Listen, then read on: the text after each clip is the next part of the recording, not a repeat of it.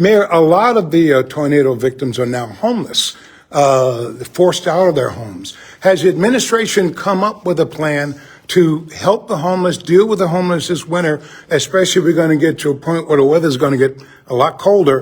What is your plan? Have you guys formulated a plan for a problem that's now worse?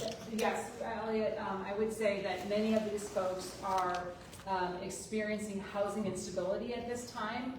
And as I mentioned, $5 million of the remaining 12 that we're allocating today is going into vacant housing turns. That's going to turn existing vacant units into immediately available housing units for folks that have been or are being displaced because of the tornado. One of the things that's been really challenging is in the last several months, there's only been a few hundred folks that are utilizing shelter space.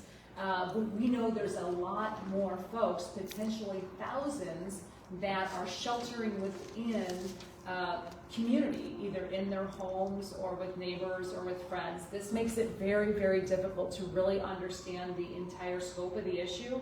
We also recognize that those sheltering situations may not be tenable in a winter scenario. It is one thing to house within a tent or within a compromised housing structure in the summer months, and it's not feasible when the temperatures get dangerously low. So we recognize that. As I mentioned, we have funding right now to turn several hundred vacant units into tornado victim housing, and we're going to continue. We are continuing to expand on that plan, recognizing that's our top priority for right now is getting folks through the winter. What happens to the people who were homeless? What happens to the people who were homeless before the tornado hit, Mayor?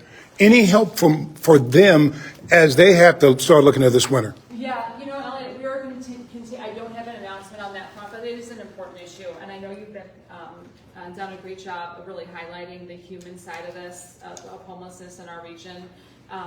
You know, I'm hopeful about some of the work being done on the regional front. I'm really hopeful about the House Everyone STL and the effort that East West Gateway is putting forward, and we're continuing to further that dialogue. We've been meeting with those folks. I don't have an announcement right now, but it is important to us. Thank you, Mayor.